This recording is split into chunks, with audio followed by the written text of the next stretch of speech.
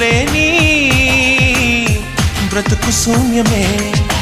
అందాల శ్రీమతికి చెప్పలేని అలకంట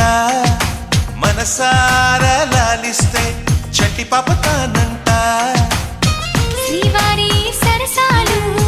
పన్నిటితో జలకాలు నీ చూపులో మురిపాలు నీతో ఎలా జగడాలు